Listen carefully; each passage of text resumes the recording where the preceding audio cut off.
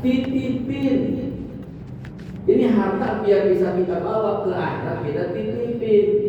Titipinnya ke masjid, titipinnya ke majelis, titipinnya ke fakir miskin, titipinnya ke janda-janda yang tua, yang udah kawinin, yang tua. Itu ke bawah, itu malu kan hartamu adalah yang telah kamu infakkan.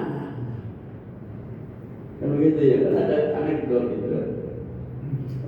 Ilustrasi, ada burung 10 ditembak 2, tinggal berapa?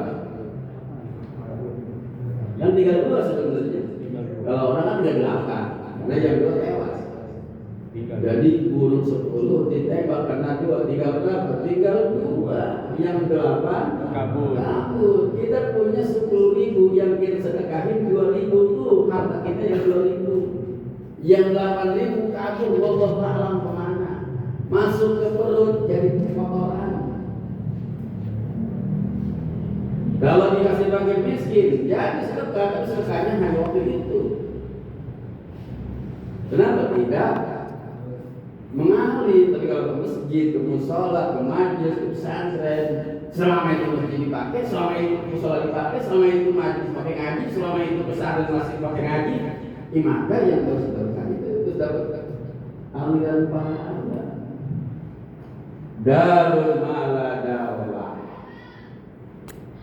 Ya dimauha man la aqlahu malu, tidak malu. Dan orang yang ngumpul-ngumpul dunia adalah orang yang gak punya akal. Kata Nabi, orang yang ngumpul-ngumpul dunia gak punya pikiran. Waduh, gimana kita tuh? Apa kita rela-relain harta kita jadi gembel? Jangan. Karena dunia itu ketika melalaikan kepada Allah itu namanya dunia. Tapi kalau menjadi sarana fasilitas buat Allah itu jadi akhirat. Mobil kita akhirat, Pak, motor kita akhirat kalau dipakai ibadah. Rumah kita akhirat, Pak, kalau itu rumah kita pakai buat ibadah. Ya, ibadahnya kan ada ibadah makruh yang murni ibadah kayak sholat, baca Quran.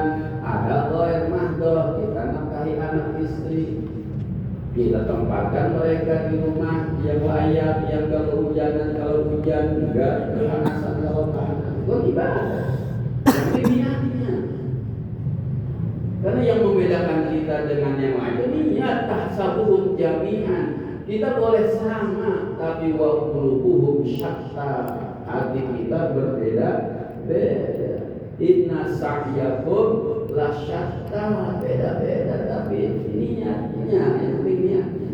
Yang penting niat. Ya Allah, saya cari hartamu ya Allah. Kalau dapat hartamu ya Allah, berarti nyari nafkahnya enggak berarti macam-macam. Halo? Namanya lagi umroh. Insyaallah. Akhirnya apa kata bagi faqala lahu Jibril, langsung Jibril mendengar jawaban Nabi kayak begitu. Dunia mah rumah orang yang kagak punya rumah, dunia mah harta buat orang yang kagak punya harta, dunia mah adalah tempat orang yang kagak berakal yang untuk ngumpulin. Akhirnya faqala lahu Jibril, Jibril berkata kepada Nabi, tabbat Allahu ya Muhammad bil qawli tsabit. Semoga Allah menetapkan kata-katamu dengan kata-kata yang tetap. Dahsyat. Ini adalah bahan untuk mengalihkan usaha dan ikhtiar kita dari yang tadinya hanya untuk dunia tapi menuju akhirat. Jadi kerja itu ibadah, kerja itu ibadah. Maka kita alihkan, jangan seperti orang-orang kafir, orang-orang munafik, orang-orang yang tidak beriman, orang-orang yang enggak ngaji, yang kerja dan usaha itu mencari uang itu hanya untuk kepuasan nafsu, hanya untuk memuaskan ambisi. Kita nggak seperti itu. Tujuan kita akhirat, tujuan kita ridho Allah, tujuan kita adalah rahmat Allah, barokah dari Allah, itu tujuan kita. Maka kalau saya lihat dalam kitab Talimul Talim, tsumma la budda li talibil ilmi min al-qur wa ma'rifati ma yazid fihi wa ma yazid fil umri was sihhah. Begini Pak, tidak bisa dipungkiri lah kalau kita ngomong jangan cinta dunia, jangan cinta dunia. Ada yang bilang kan, kita juga mungkin sepakat, duit bukan segala-galanya, tapi segala-galanya butuh duit. Ini untuk orang yang kelas kita lah ya. Kalau kelas atas ada beda lagi. Kalau orang-orang udah nggak ngomong segala-galanya.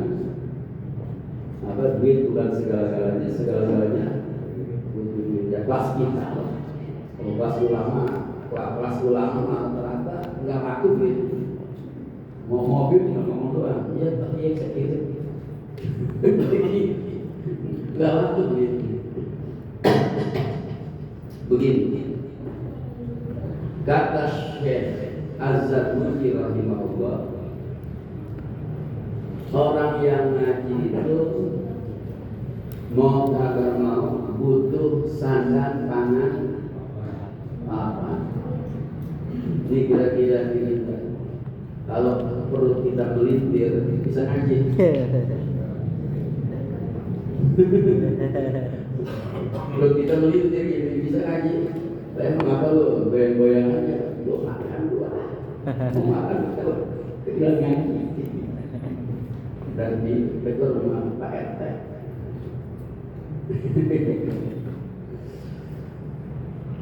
La budda li talibil ilmi, mau kagak mau orang yang ngaji itu minal kut, butuh pangan, butuh sandal, butuh papan.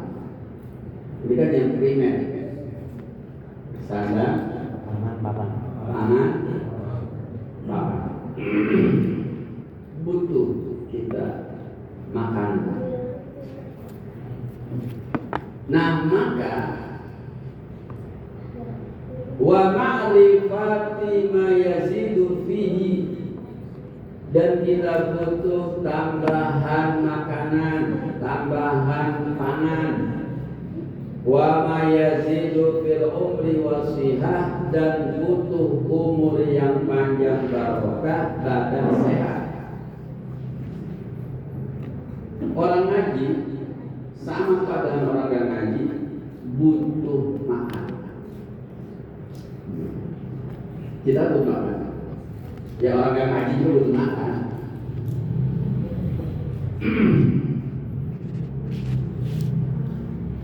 Dan kita juga butuh tambahan makanan, tambahan umur, dan tambah sehat. Sepakat ya? Liyatafarraq li thalabil ilmi, supaya ngajinya fokus. Makanya orang-orang yang ngaji insya Allah kaya. Kenapa? Wah lagi ini kita lagi rame-rame stasiun.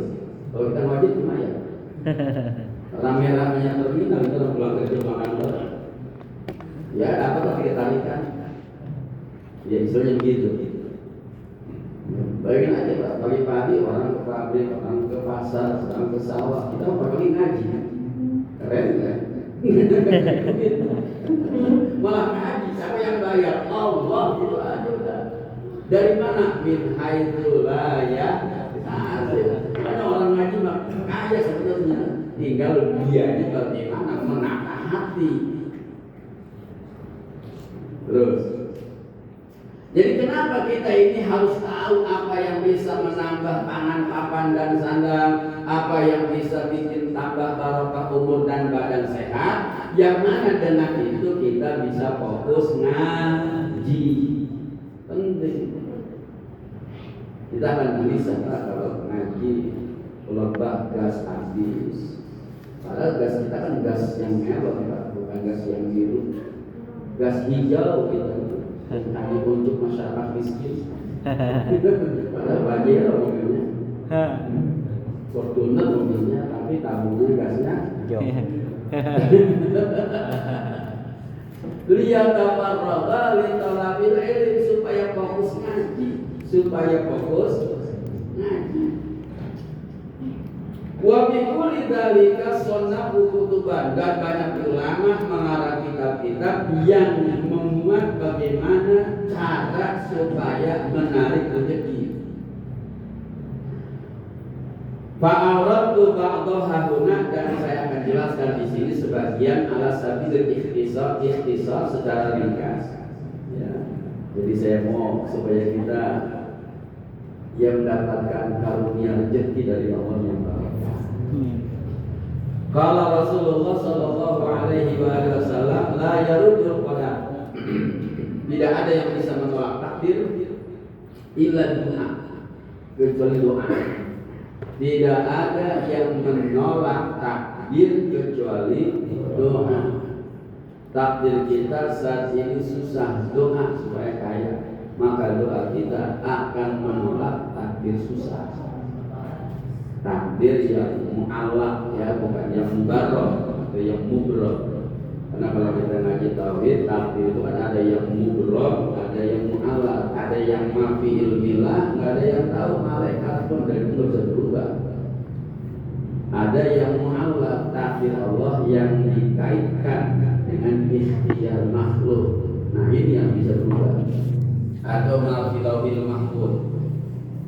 La yaruddul qadar illa doa. Tidak ada yang bisa menolak takdir kecuali doa. Maka terus berdoa. Ketika Allah memudahkan lisan kita untuk berdoa, itu tanda Allah masih. Maka teruslah berdoa sampai terwujud apa yang diinginkan oleh kita, dan itu dikehendaki oleh Allah. Mata atlaqallahu lisanak bidu'a fa'lam annahu yuridu ayyutiya. Kalau Allah menggerakkan kita untuk meminta, tanda Allah mau ngasih, maka minta terus sampai apa yang kita inginkan diberi oleh Allah. Dan Allah senang banget. Kira-kira kalau ada orang yang ngamen datang ke rumah kita, langsung dikasih apa ditentang? Ada pengamen datang ke rumah kita, langsung dikasih apa ditentang? Hah? Tergantung. Kalau yang kagak enak lagunya, biar pergi.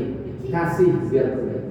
Tapi kalau yang enak, dua lagu, kasih 10.000. Kenapa? Senang sama suaranya.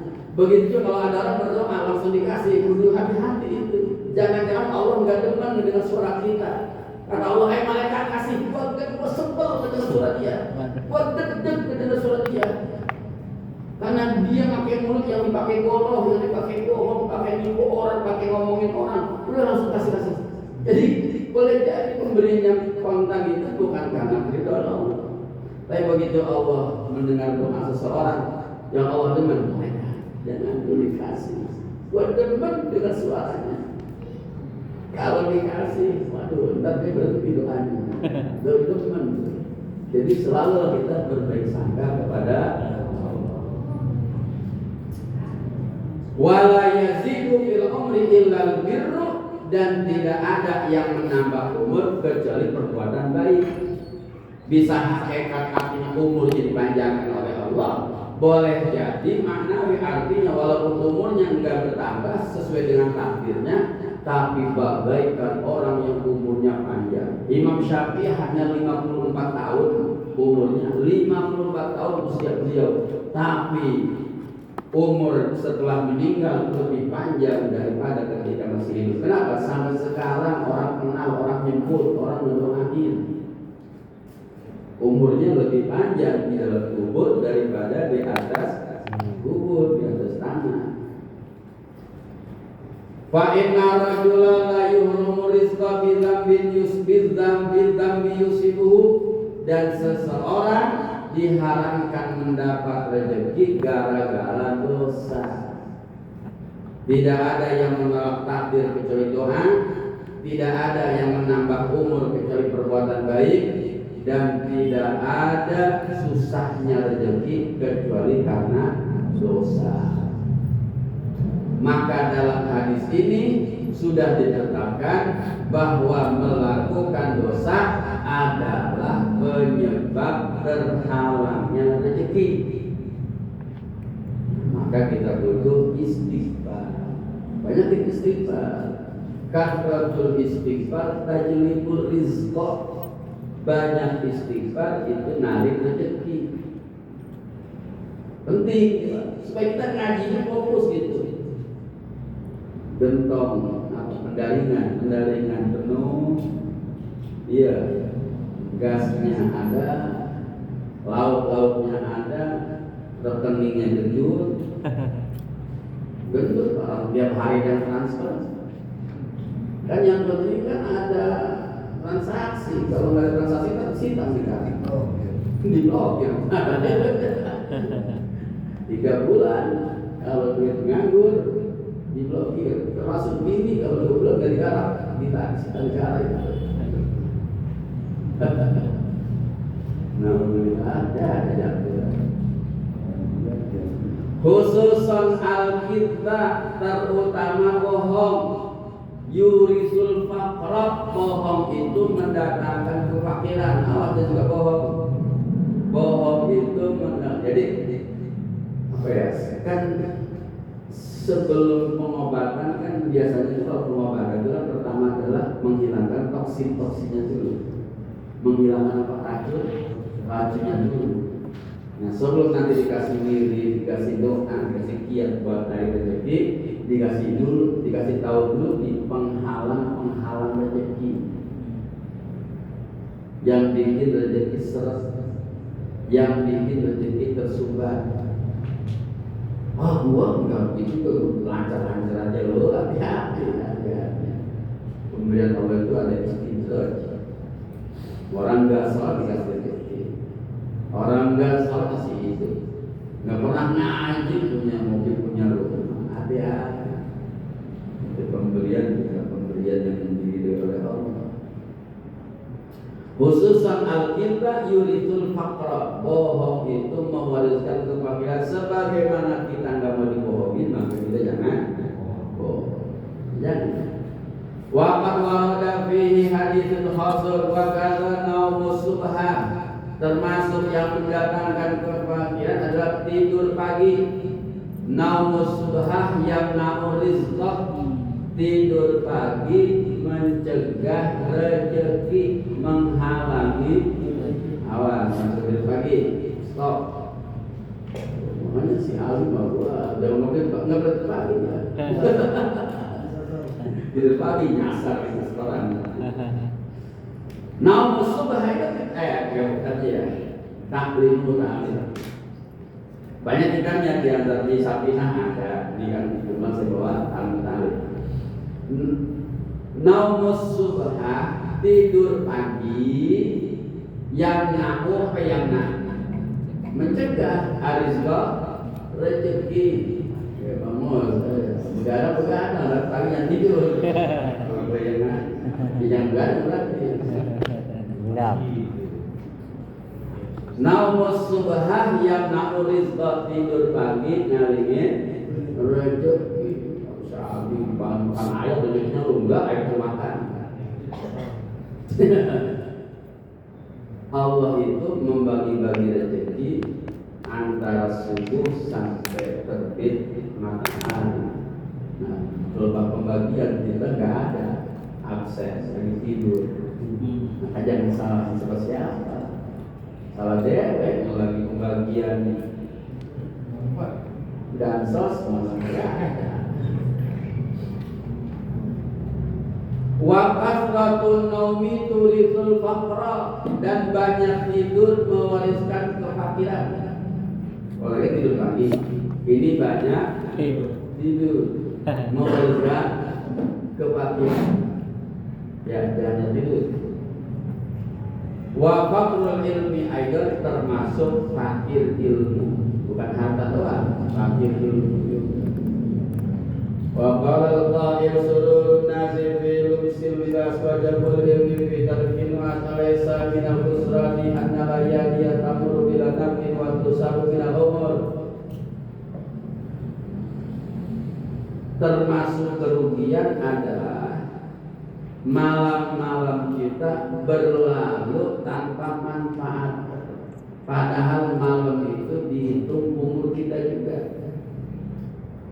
Hanya kalau malam itu habis dipakai tidur, nggak ada manfaatnya, cuma pakai tidur doang. Berarti umur kita berkurang tanpa ada manfaat.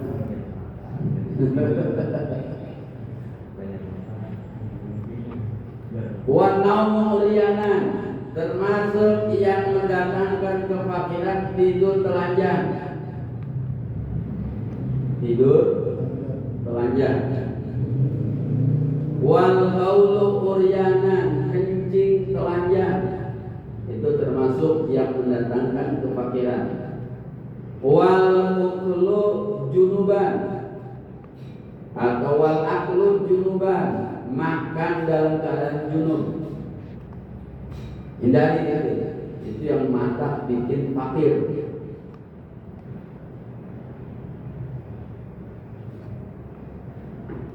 Apa? Wudu dulu baru makan. Ya kan mau mandi dingin, wudu baru. Wal aklu muttaqian ala jambin, dan makan sambil miring. Rebahan. Amin. Sama bawa kan nomor.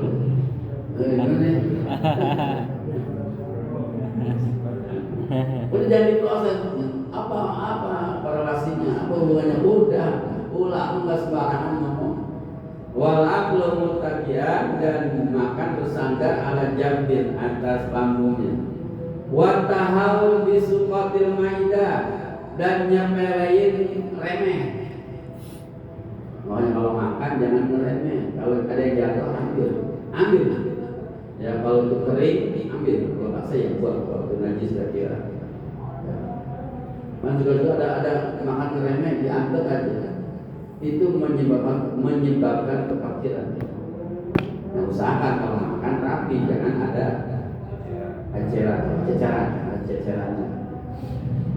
Kalau ada jatuh ambil.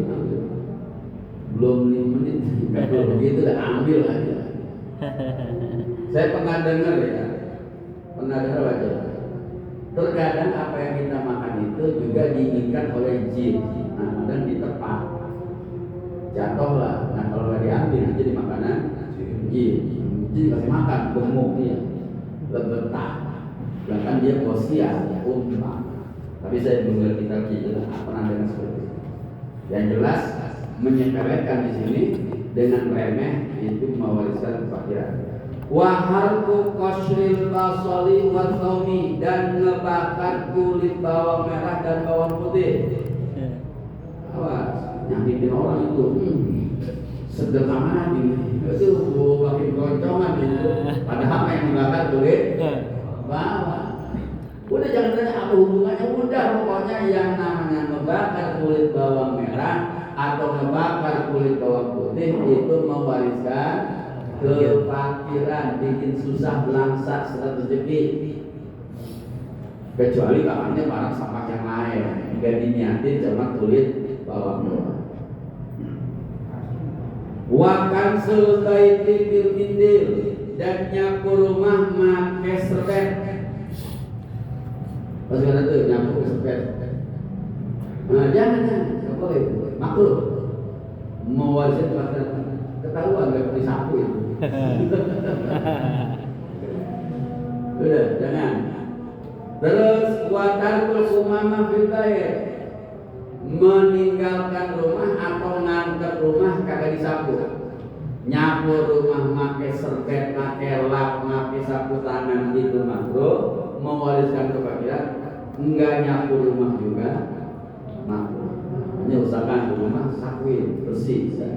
Karena enak orang bawa duit pas datang ke rumah kita, bersih juga nih. Nah, duit kan kita kasih akhirnya.